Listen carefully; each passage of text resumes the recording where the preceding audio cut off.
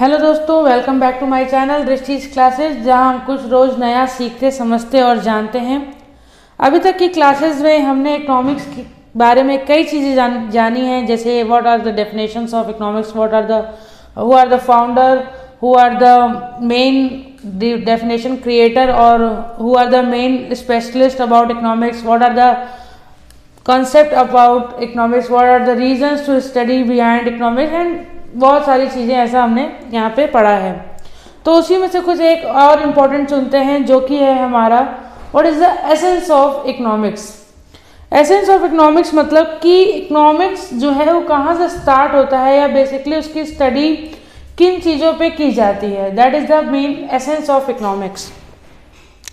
तो हमने अभी तक जितना पढ़ा उसमें हमने देखा है एक टर्म बार बार आता है जिसे हम स्कार्सिटी कहते हैं। स्कार्सिटी विच मीन्स कमी। कमी किस चीज़ की? हमारे अवेलेबल रिसोर्सेज की। ये जो रिसोर्सेज हैं अक्सर हमारी ज़रूरतों को पूरा करने के लिए कम पड़ जाते हैं। तो इकोनॉमिक्स बेसिकली इनकी स्टडी करता है कि कैसे हम इन लिमिटेड यानी एक सीमित रिसोर्सेज से कैसे अपनी अनलिमिटेड वांट्स को फुलफिल करते हैं। तो ये चूंकि ये दोनों बराबर नहीं हैं, जो हमारी वांट्स है उतने मेरे पास रिसोर्सेज नहीं है, इसी कंडीशन को स्कार्सिटी कहते हैं, कमी कहते हैं। तो यही कमी, यही वो एक मेन कारण है जो हमें इकोनॉमिक्स पढ़ने पर या इकोनॉमिक्स के बारे में जानने पर या उस ह्यूमन की बिहेवियर की स्टडी करने पे फोकस करती है। तो आज हम इसी स्कार्सिटी को कुछ स्टेप्स में देखेंगे ताकि ये हमें और अच्छे तरीके से समझ में आए। तो ये जो स्कार्सिटी है, स्कार्सिटी माने कमी, ये जो स्कार्सिटी है इसकी वजह से हमें चुनना पड़ता है, क्योंकि हम सब कुछ नहीं ले सकते, तो हमें क्या करना पड़ता है? चुनना पड़ता है। तो scarcity is the reason, is the cause behind choice, यानी स्कार्सिटी कॉजेज चॉइस, यानी स्कार्सिटी की वजह से हमें चुनना पड़ता है, हम सब कुछ अवेल नहीं कर पाते। अब क्योंकि हमें चुनना पड़ता है तो उस वजह से जो नेक्स्ट पॉइंट है हमारा, या कह लें कि चॉइस इम्प्लाइज मतलब इसकी वजह से हमें क्या लेना पड़ता है? Decision making. क्योंकि अगर हमें चुनना है तो बिना हम सोचे समझे जाने उस चीज़ के बारे में स्टडी किए, बिना प्लानिंग किए हम किसी चीज़ को चुन नहीं सकते। तो स्कार्सिटी ने किसका कारण बनी? चॉइस का, और चॉइस की वजह से हमें क्या करना पड़ता है? Decision making. डिसीजन मेकिंग किससे? किस चीज़ की डिसीजन मेकिंग हम यहाँ कर रहे हैं? तो डिसीजन मेकिंग हम कर रहे हैं ये जो हमारे लिमिटेड रिसोर्सेज हैं, ये हमारे जो लिमिटेड रिसोर्सेज हैं इनको कहाँ, कैसे और किस सामान पे यूज़ करें, यानी decision making relates to usage of limited resources. यानी कमी है जिसकी वजह से हमें चुनना पड़ रहा है, जिसकी वजह से हमें डिसीजन लेना पड़ रहा है। और किसका डिसीजन लेना पड़ रहा है? इन लिमिटेड रिसोर्स को हम क्या करने के लिए यूज़ कर रहे हैं? अपनी सेटिस्फैक्शन को पूरा करने के लिए यूज़ कर रहे हैं। तो इन लिमिटेड रिसोर्सेज को कैसे हम अपनी मैक्सिमम सेटिस्फैक्शन के लिए, मतलब अधिक से अधिक खुशी के लिए, जिससे हम संतुष्ट हो सके, सेटिस्फाई हो सके, कैसे यूज़ करें? To have limited. तो लाइन क्या बनी हमारी? Scarcity causes choice implies decision making relates to usage of limited resources to have maximum satisfaction. तो ये जो मैक्सिमम सेटिस्फैक्शन है यही मेरा अल्टीमेट गोल है एक ह्यूमन की लाइफ का। मैक्सिमम सेटिस्फैक्शन मतलब उसकी खुशी। अब ये सेटिस्फैक्शन कभी भी फुली नहीं हो सकती, ये एक एक्सेप्शन है। ये सेटिस्फैक्शन कभी भी फुली नहीं हो सकती, पूरी तरह से नहीं हो सकती। आप कोई भी इंसान, क्योंकि जब वो अगर एक नॉर्मल इंसान है तो कभी भी वो किसी चीज़ से भी फुली सेटिस्फाइड नहीं हो सकता है कि कुछ पल के लिए, कुछ समय के लिए वो सेटिस्फाइड हो जाए, बट जैसे ही वो समय बीतता है वो अगेन अनसेटिस्फाइड हो जाता है और उसकी नई इच्छा, नई एक वांट हाजिर हो जाती है।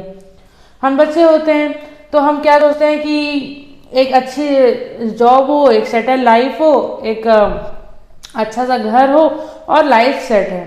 मान लेते हैं उसने पढ़ाई लिखाई करके वो अचीव कर लिया, उसके पास घर है, अच्छा लाइफ पार्टनर है, अच्छी लाइफ चल रही है, उसके पास अच्छी जॉब है, बट वो उसमें कभी वो कुछ समय के लिए सेटिस्फाइड होगा कि हाँ मैंने अपना गोल अचीव कर लिया, बट थोड़े ही समय के बाद उसके पास एक नया गोल होगा। तो इसीलिए कहा गया है कि ये मैक्सिमम सेटिस्फैक्शन होती है, कभी भी फुली सेटिस्फैक्शन नहीं होती है किसी भी नॉर्मल ह्यूमन को। तो अगर हम एज ए कंज्यूमर की तरह सोचें, अगर मान लेते हैं हम एक कंज्यूमर हैं, तो हम मैक्सिमम सेटिस्फैक्शन ढूंढने जाएंगे। अगर हम एक प्रोड्यूसर हैं तो हम मैक्सिमम प्रॉफिट ढूंढने जाएंगे, मतलब मैक्सिमम प्रॉफिट कमाएंगे तभी हम मैक्सिमम सेटिस्फाइड होंगे, अगर हम क्या हैं, प्रोड्यूसर हैं। और अगर हम सोसाइटी हैं तब हम क्या ढूंढेंगे, हम मैक्सिमम सोशल वेलफेयर ढूंढेंगे।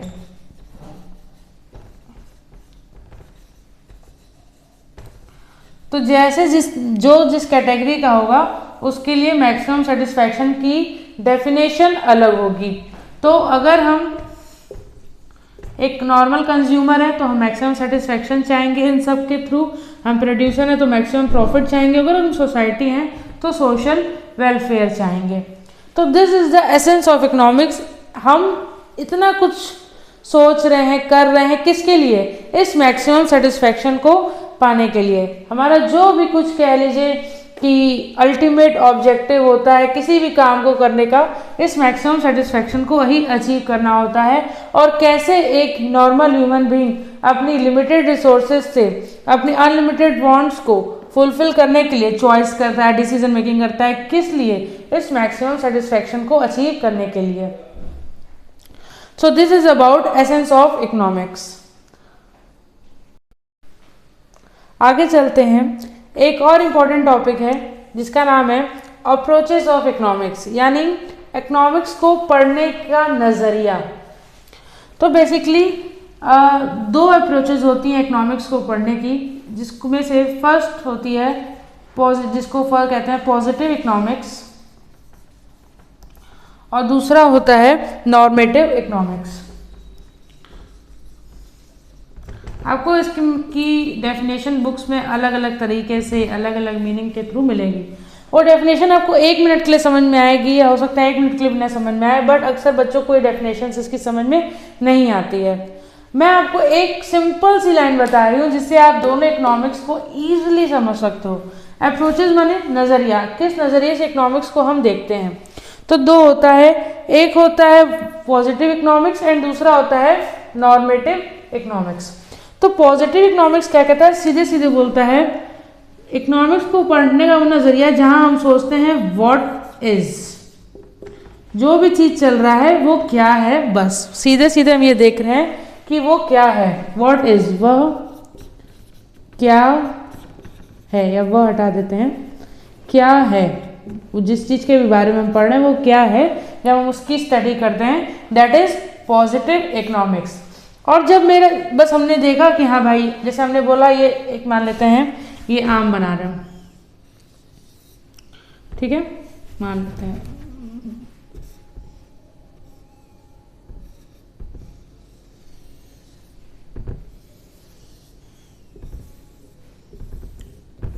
अब मैंने बोला कि आप बताओ ये फिगर में क्या है, ठीक है, तो आपने बोला इट इज आपने बोला it is a mango, it is a mango, बस जो है आपने बता दिया, simple, this is positive economics. आपने कुछ सोचा समझा नहीं, बस जो फैक्ट है आपने बता दिया, that is positive economics.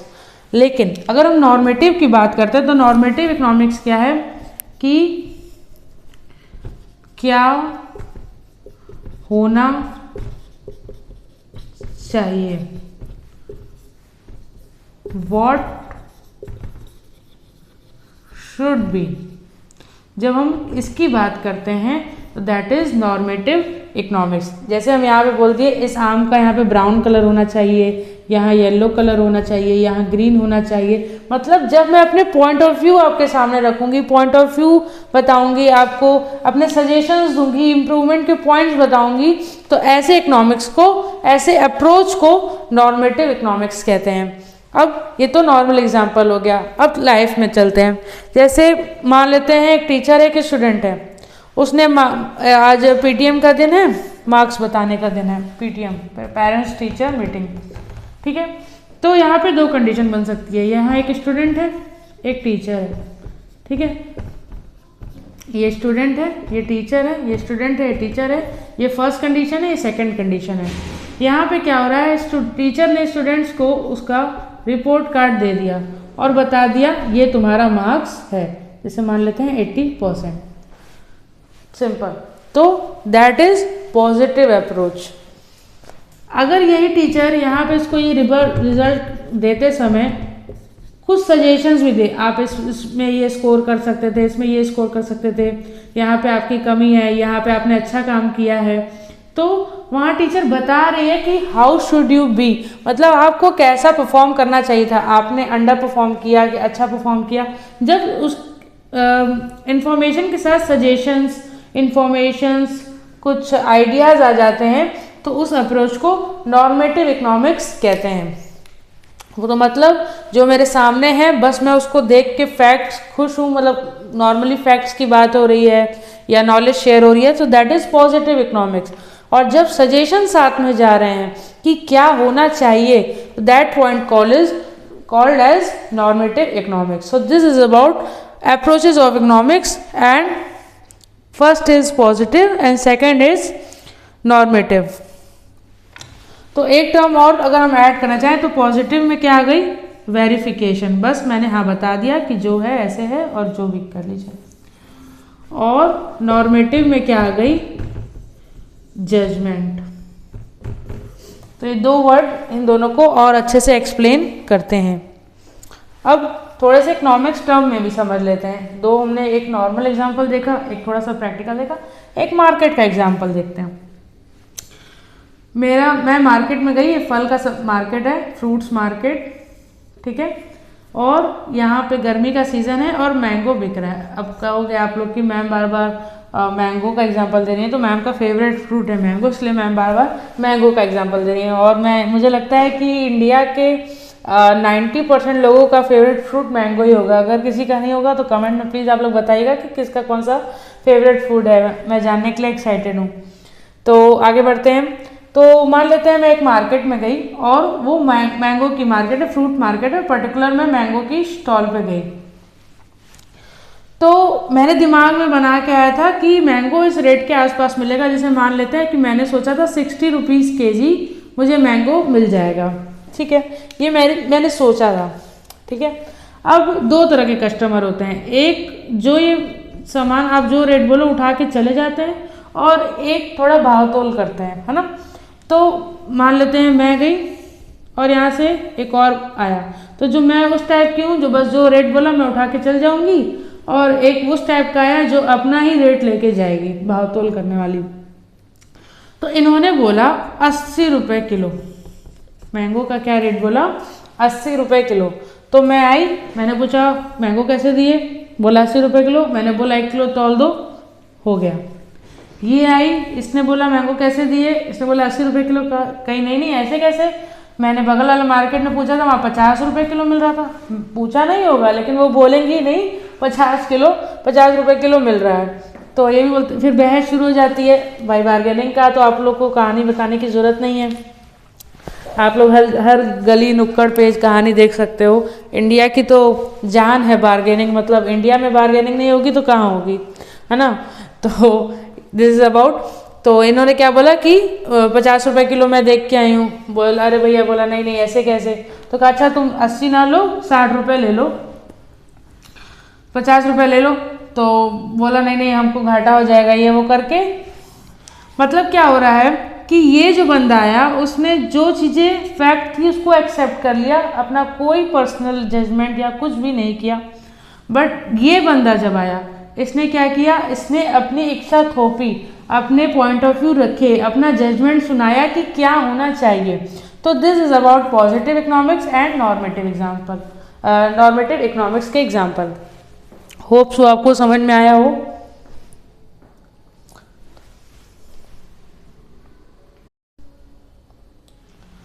Hope so आपको सब कुछ समझ में आया हो जो भी हमने आज पढ़ा, which is about the approaches of economics और द एसेंस ऑफ इकोनॉमिक्स, जो इकोनॉमिक्स को समझने के लिए बहुत ही ज़रूरी है। या कह लें कि ये सब जो अभी तक हम कंसेप्ट्स पढ़ते आ रहे हैं, जो हमारी पिछली क्लासेस रही हैं, ये सब इकोनॉमिक्स की जड़ें हैं। अगर आप जड़ों को जितना अच्छा, जड़ें आपकी जितनी अच्छी मजबूत होंगी, आपका नॉलेज का पेड़ उतना ही मजबूत रहेगा। तो अगर आपको क्लासेस पसंद आई हो तो प्लीज़ फॉलो करिए, शेयर करिए और प्रेस करिए बेल आइकन। हमारी classes YouTube, Facebook, Instagram, Telegram हर प्लेटफॉर्म पे अवेलेबल है। नोट्स आपको टेलीग्राम पे मिल जाएंगे, तो आप वहाँ ज्वाइन कर सकते हैं नोट्स के लिए। बाकी की क्लास के लिए प्लीज़ हमारे चैनल को सब्सक्राइब कर लीजिए, आपको नोटिफिकेशन ज़रूर मिलेगा। बेल आइकन प्रेस करिए। Thank you.